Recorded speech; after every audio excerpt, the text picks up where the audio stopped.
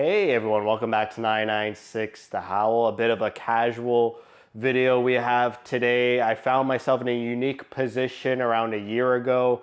Hockey content creator, my favorite team I cheer for moves to a different state, a different city. It's an unprecedented thing to happen in this craze of social media. The last relocation in the NHL, 2011 with the Winnipeg Jets around that time from Atlanta to Winnipeg. So how did the first season go for cheering for this new team, the Utah Hockey Club? I just want to preface all of this in a perfect world, the Arizona Coyotes would still exist in an NHL regulated arena with full capacity, located near the fan base somewhere in Phoenix, Tempe, or Scottsdale, and Utah has their own NHL team through expansion, but we don't live in a perfect world, so we have to adapt here. And so how did cheering for this team go for me in the first season? It took me a little bit of a while, even though in that first game, the home opener for Utah,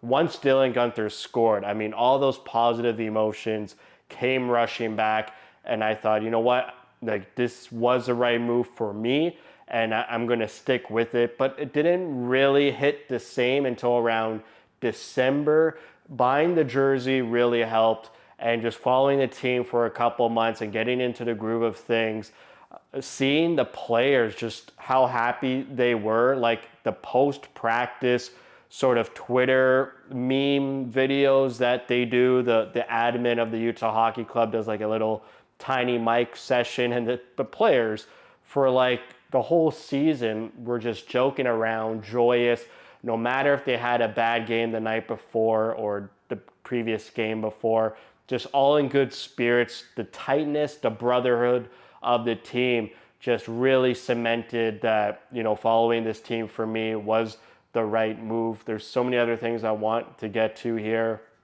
The move itself, a lot of people are angry, mostly Arizona locals. My anger is 100% directed to the owner of the Arizona Coyotes. There's really no room for anyone or anything else. Like, all the blame is for that owner's incompetence, how he fumbled the bag totally. Sure, I could see some arguments that you might be angry with the league and the NHL, but that was due to Gary Bettman and the league just so desperate to keep the team in Arizona and find a solution there. So I guess, some people say, oh, well, Bettman didn't vet the owner of Arizona well, and look what happened. But I understand the NHL's position. They were in a desperate position, doing anything they can to keep the team there. But losing the vote for the Tempe Arena, just fumbling at every point with the land auction, that was a huge debacle.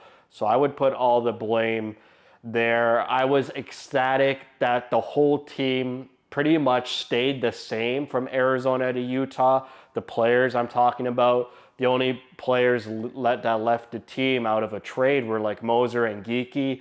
There were no players who vetoed the move to Utah, which I loved seeing that. They all embraced Utah. They all embraced the move. They all talked about how well they're taken care of there. Whatever they ask for, they get with the new ownership.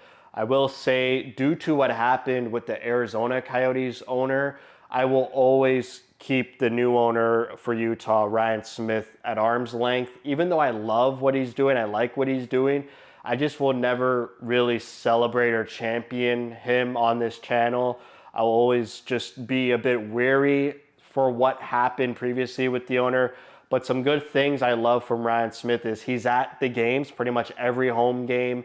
He's always sitting down at ice level. He's bringing his friends. He's bringing in Utah Jazz players. He's bringing in business partners or just celebrities, Mike Weir or Shaun White, the snowboarder. I loved seeing the training staff come with the team, the coaches stay and come with the team, the management, general manager, assistant manager, scouts, the whole staff joining and following the team and moving with the team. Other people like Matt McConnell rejoining the broadcast in Utah, Tyson Nash having his own alt cast called the Nash cast. He's loving everything in Utah. Seeing Lindsey Fry pop up here and there on the broadcast just cements the decision to stick with the team. And also Craig Morgan still writing for the Utah Hockey Club there. I just want to make sure I'm not missing anyone. But the fact that everyone just followed with the team and just embraced the move really helped me, embrace the move as well to Utah. I also want to thank the whole Utah fan community on YouTube and Twitter. Those are the only spaces I really engage with Utah fans. The Twitter community is unbelievable. The engagement on YouTube is great as well. Just people have really accepted me and brought me in and have shared my posts, my videos. They engage with me. They mention how much they love the videos. I started a sort of new side project with the Howl for You podcast. I know there's only 2 episodes for now. We'll still get it going. No promises on timelines with that side project. They'll pop up here and there. And some interesting people I saw on my list to interview. But the fact that both Austin Facer of SLC Puck, Belle Fraser were so ready at the ready to accept my invitation to come on and talk to me was great. But loving how the fans are interacting with me. I feel like the fans are having so much fun. They're going to pretty much every game. There's such a good vibe around the community and the fans, which helped a lot to helping with the move to Utah as well. If the fan base wasn't great, the community wasn't great, it was sort of dead and quiet, and I'm just alone on an island, like I probably wouldn't have continued being a fan of Utah, but thankfully, that is not the case at all. It's the total opposite there.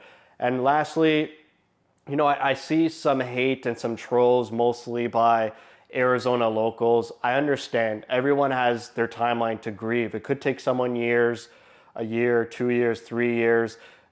It took some a day, some a week. It took me about a month and a half, 2 months to make the decision.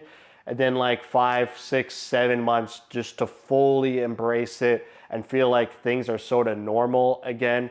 But just the hate I see from Arizona locals to the Utah team and Ryan Smith as well, I really don't get it. I feel like it's misplaced anger.